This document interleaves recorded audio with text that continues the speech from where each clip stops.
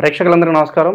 ప్రస్తుతం మన స్టూడియోలో ప్రముఖ ఆధ్యాత్మికవేత్త, వేదిక యాస్ట్రాలజర్ గోనుగొంట్ల సురేష్ బాబు గారు ఉన్నారు. గురుగారితో మాట్లాడేద్దాం. నమస్కారం గురుగారు. మణికంఠ గారు నమస్కారం అండి. గురుగారు, మే నెలలో కన్యా రాశి వారి పరిస్థితి ఎలా ఉండబోతుంది? మేజర్గా 5 గ్రహ మార్పులు మనకు జరగబోతున్నాయి. సో ఈ గ్రహ మార్పుల కారణంగా ఈ రాశి వారికి ఎలా ఉండబోతుంది, ఎలాంటి జాగ్రత్తలు తీసుకోవాలి ఈ నెలంతా గురుగారు? సో మనకి అక్షయ తృతీయ తర్వాత మే మంత్ స్టార్ట్ అవుతుందండి. 30th అక్షయ తృతీయ. ఫస్ట్ మనకి చతుర్దశి, మనకి వైశాఖ మాసం చతుర్దశి స్టార్ట్ అవుతుంది. వైశాఖ మాసం అంటే విష్ణుమూర్తికి అత్యంత ప్రీతికరమైన మాసం.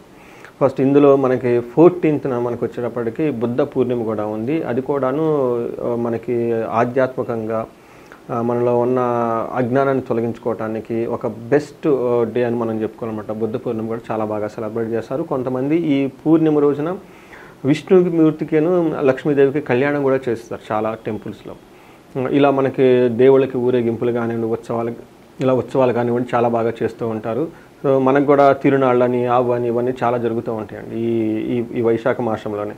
తర్వాత ఒక ముఖ్యమైనది అందరూ ఈజీగా చేయగలిగేది ఏంటంటే ఉదక దానం అంటారు. అది చుట్టానికి ఏదో ఫారిన్ వర్డ్ లాగా ఉంటుంది. ఉదక దానం అంటే నథింగ్ బట్ మంచినీళ్ళు ఇవ్వటమే దప్పిగా ఉన్న వాళ్ళకి.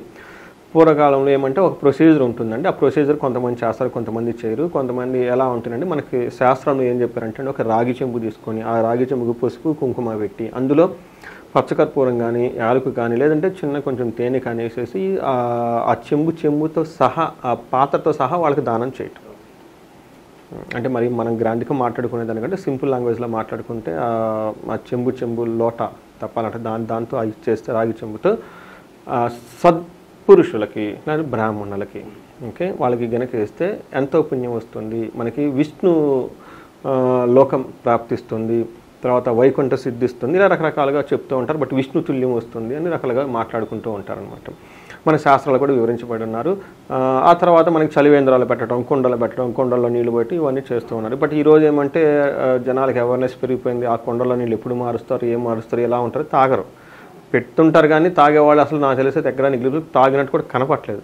ఇప్పుడు అంతా ఆర్ఓ వాటరు, ఈ బెస్లో అవి ఇవి మనకు వచ్చేసినాయి కాబట్టి మినరల్ వాటర్స్ అంతా. బట్ ఈజీ మెథడ్ మనకి ఫైనల్ మనకి ఏం కావాలంటే దాహం ఉన్న వాళ్ళకి దప్పికగా నీళ్ళు ఇవ్వాలి.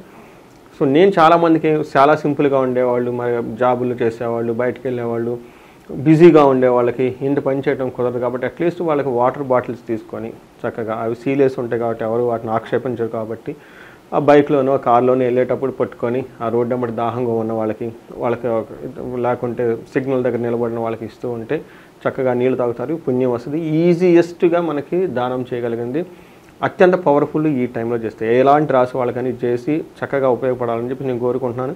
ఇది చూసే వాళ్ళు కూడా ఇది వేరే వాళ్ళకి ఫార్వర్డ్ చేస్తే చేయగలిగిన వాళ్ళకి, కొంతమంది ఎక్కడో ఫారెన్లో అమెరికాలో ఉంటారు, వాళ్ళకి చాలా ఈజీగా సూపర్ స్టార్లను సూపర్ మార్కెట్లో ఒక కేసు పిక్ చేసుకోవటం, దారిలో ఎవరికైనా ఉంటే ఇచ్చుకొని వెళ్ళిపోతూ ఉంటే అయిపోతుంది అనమాట. ఇలా వాళ్ళకి ఫార్వర్డ్ చేసినా ఆ మెసేజ్ వాళ్ళకి వెళ్తూ ఉంటుంది.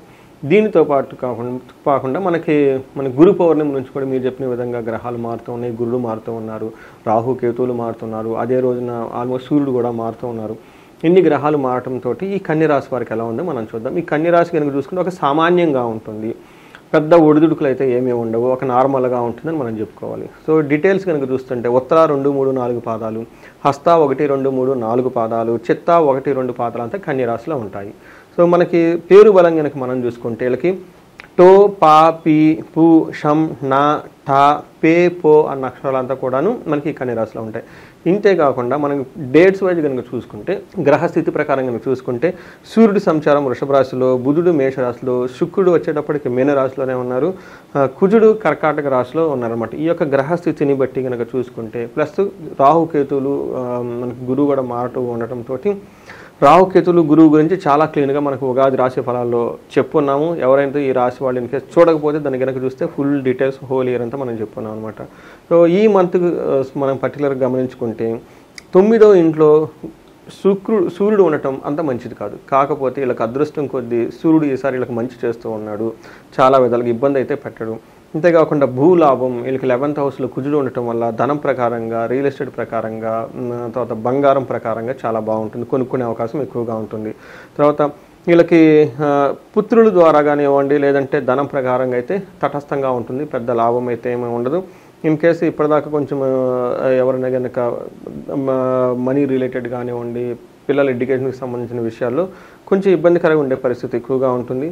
అలానే యువతి జన బాధ, trouble from young women or young men అని మనం చెప్పుకోవాలి. ఇప్పుడు లేడీస్ అయితే యంగ్ పీపుల్ నుంచి కొంచెం ఇబ్బందులు వచ్చేస్తాయి, వాళ్ళ ఇంట్లో కానివ్వండి బయట వాళ్ళు తెలిసిన వాళ్ళు వీళ్ళకి ఇబ్బంది పడే సిచ్యువేషన్స్ ఎక్కువగా ఉంటాయి. జెంట్స్ అనుకోండి, యంగ్ ఉమెన్ నుంచి వీళ్ళకి ఇబ్బందులు ఏదో ఒక వచ్చేసి పడుతూ ఉండే అవకాశం ఎక్కువగా ఉంటుంది.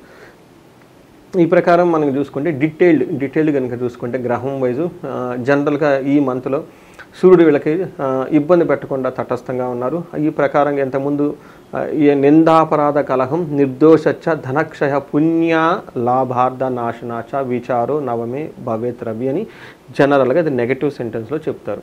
ఏమంటే ఎవరైనా కనుక పుణ్య కార్యాలు చేస్తే అవి చెడిపోవటము, డబ్బు కోల్పోవటము, వృధాగా వీళ్ళు ఏం తప్పు చెప్పినా వీళ్ళ మీద ఒక నింద రావటము, తర్వాత గొడవలు వచ్చే విధంగా సూర్యుడు యాక్చువల్గా అయితే ఉండాలి. అయితే వీళ్ళ అదృష్టం కొద్దీ అలాంటి ఏమీ జరగకుండా ఈ మంత్ సామాన్యంగా చక్కగా వెళ్ళిపోతూ ఉంటుంది. ఓవరాల్గా ఒక మంచి సూర్యుడు వచ్చేటప్పుడు ఒక మంచి చేస్తున్నాడు. అదేవిధంగా కుజుడు వీళ్ళకి మంచి రిజల్ట్ చేస్తున్నాడు. కుజుడు 6వ ఇంట్లో దృష్టి ఉండి 2వ ఇంట్లో 11th హౌస్లో ఉండటంతో భూమికి సంబంధించిన విషయాల్లో, బంగారానికి సంబంధించిన విషయాల్లో, తర్వాత మనకి చాలా ఏమంటారంటే అనుకూలంగా ఉంటుంది వీళ్ళకి మనం చెప్పుకోవచ్చు.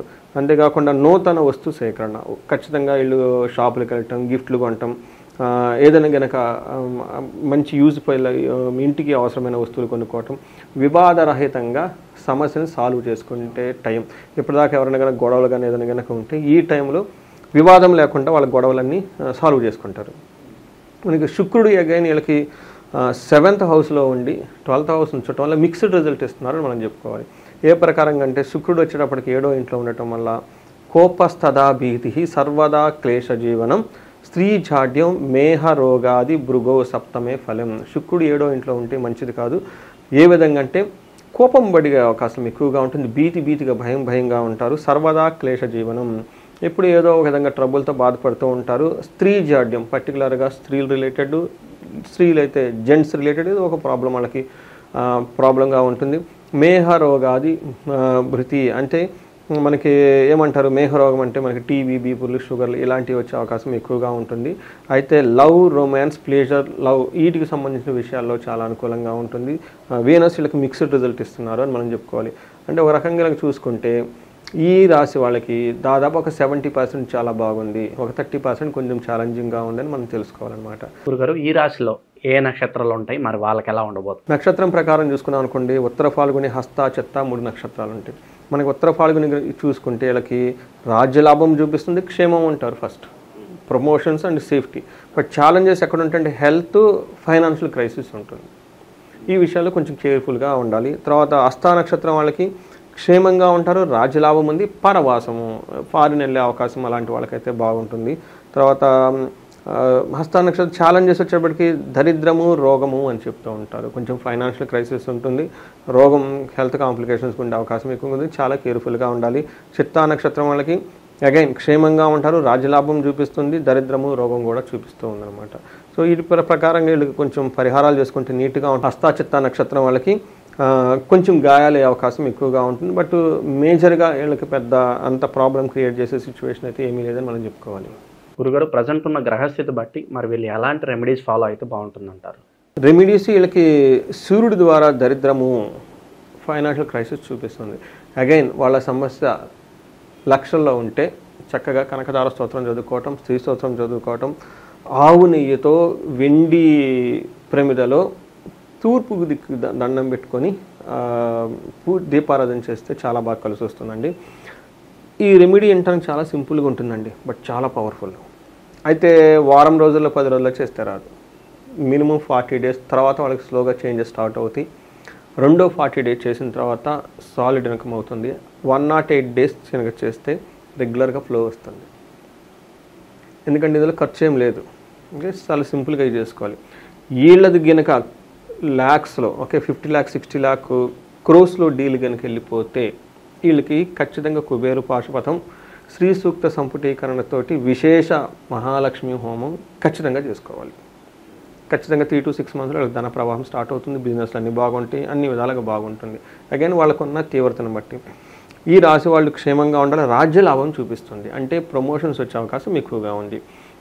ఎంప్లాయీస్ లెవెల్స్ అయితే ప్రమోషన్ అంటారు. మరి పాలిటిక్స్లో ఉన్న వాళ్ళకి ఉన్నత పదవి కావాలని కోరుకుంటూ ఉంటారు. లేదంటే ఇండిపెండెంట్గా బిజినెస్లు చేసే వాళ్ళకి ఒక రిప్యూటెడ్ పొజిషన్ కావాలనుకుంటారు. ఇలా ఒక హయ్యర్ రెస్పాన్సిబిలిటీ తీసుకోవాలన్న ఆలోచనలో ఉన్నప్పుడు ఆ రెస్పాన్సిబిలిటీని మనం ఎగ్జిక్యూట్ చేయడానికి కావాల్సిన అధికారము, సపోర్టు మనకు కావాలి కనుక అనుకున్నప్పుడు ఖచ్చితంగా రాజశ్యామలో చేసుకోవాలి. మార్నింగ్ కూడా నాకు ఒకళ్ళు ఫోన్ చేశారు. దాదాపు రాత్రి నుంచి మార్నింగ్ వాళ్ళతో డిస్కషన్ నడుస్తూ ఉంది. ఇంట్రెస్ట్గా ఉన్నారు. ఆయన క్వశ్చన్ అడిగారు, ఏమంటే చాలా ఉన్నాయి కదా, వారాహి ఉంది, తర్వాత మనకి మళ్ళీ బగలాముఖి ఉంది, తర్వాత వీటితో పాటు ఇంకా దశమహావిధులకు సంబంధించి క్విక్గా వచ్చాయి చాలా ఉన్నాయి కదండి, మీరు రాజశ్యామలో మాత్రం మనకి ఎందుకు సజెస్ట్ చేస్తున్నారు? క్వశ్చన్ అనమాట. ఈ క్వశ్చన్ డిస్కషన్ ఇదే వచ్చేసింది అనమాట. సో కొత్తగా రెస్పాన్సిబిలిటీ వచ్చేసింది వాళ్ళకి. బట్ ఆ కొత్తగా రెస్పాన్సిబిలిటీ రావడంతో అది ఒక పదవిలాగా ఇచ్చింది. అయితే వీళ్ళ అపోనెంట్స్ ట్రబుల్స్ క్రియేట్ చేస్తున్నారు. వాళ్ళ పార్ట్నర్ అపోనెంట్గా మారిపోయి ట్రబుల్స్ క్రియేట్ చేస్తున్నాడు. ఇక్కడ విషయం ఏంటంటే వీళ్ళకు ఉన్న పవర్ని CEO కానివ్వండి, వైస్ ప్రెసిడెంట్ కానివ్వండి, లేదంటే పీపుల్ ఓరియంటెడ్ వాళ్ళ యొక్క థాట్ ప్రాసెస్ వాళ్ళు ఎగ్జిక్యూట్ చేయాలి. అంతే కదా, వీళ్ళు పోయి అంతా చేయలేరు కదా. 500 మంది ఎంప్లాయీస్ ఉన్నారు, 1000 మంది ఎంప్లాయీస్ ఉన్నారు, 2000 మంది ఎంప్లాయీస్ ఉంటారు. మరి వాళ్ళ ఒక చిన్న కమ్యూనికేషన్, ఒక చిన్న మెయిల్ ద్వారా అందరూ రియాక్ట్ అవ్వాలి. వీళ్ళకి ఒక పవర్ కావాలి. వాళ్ళ ఒక మంచి ఉద్దేశంతో గొప్ప పనులు చేయాలనుకుని ఒక రెస్పాన్సిబిలిటీ తీసుకొని ముందుకు వెళ్తున్నప్పుడు దానికి కావాల్సిన పవర్ మనకు కావాలనుకుంటే రాజశ్యామలో చేసుకోవాలి. Sir authority, power, royalty. మన పేరు చెప్తే ఒక నలుగురు రెస్పెక్ట్ ఇవ్వాలన్నా మనకు ఒక స్టేచర్ ఉండాలి. వీళ్ళు పద్దాకలు మానిటర్ చేయలేరు కదా, ఎంతమందిని మానిటర్ చేస్తారు? ఇంట్లో ఒకసారి మనం మిస్ చేస్తే మన మాటిండ్రు, మన ఓన్ సంతానం మన మాటిండ్రు.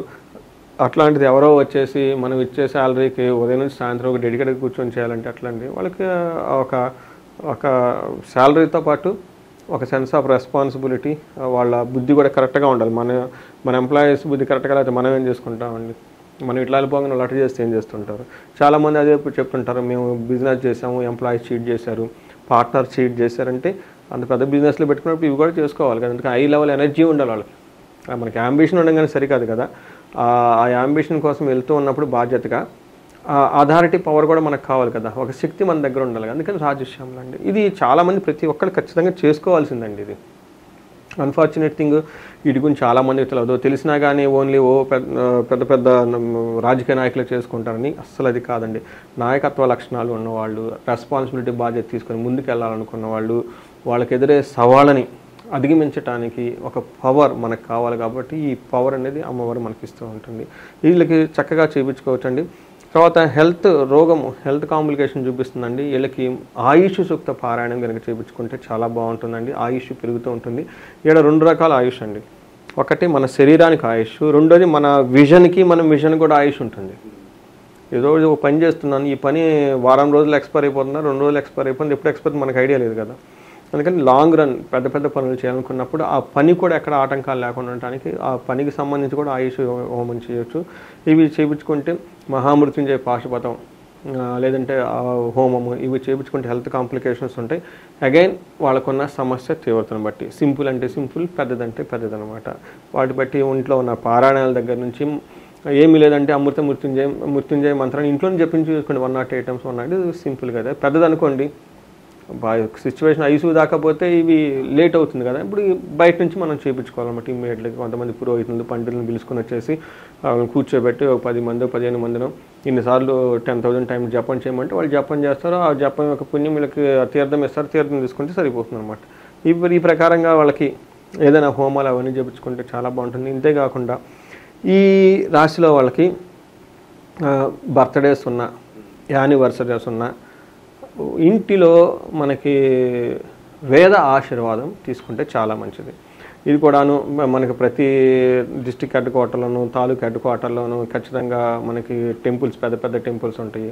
వాళ్ళ దగ్గరికి వెళ్ళిపోయేసి ఇట్లా మాకు వేద ఆశీర్వాదం కావాలంటే చక్కగా వాళ్ళు ఇస్తారు. మాకు నలుగురు ద్వారా కనుక చేయించుకుంటే చాలా బాగుంటుందండి. కుటుంబ సభ్యులంతా కూర్చొని నలుగురు 4 దిక్కుల్లో కూర్చొని ఆ వేదం ఆ ఘోష చేస్తుంటే అద్భుతంగా ఉంటుంది. అది చేయించుకుంటే ఎలాంటి ప్రాబ్లమ్స్ ఉన్నా పోతాయి. ఈ ప్రకారంగా ఏమైనా పర్సనల్ ఛాలెంజెస్ ఉంటే మనకు కనెక్ట్ అయితే మనం వాళ్ళకి హెల్ప్ చేయొచ్చు. మే నెలలో కన్యా రాశి వాళ్ళందరికీ కూడా ఏ విధంగా ఉండబోతుంది, ఎలాంటి జాగ్రత్తలు తీసుకోవాలి, మీ మాటలో చాలా అద్భుతంగా వివరించారు గురుగారు. ధన్యవాదాలు. నమస్కారం.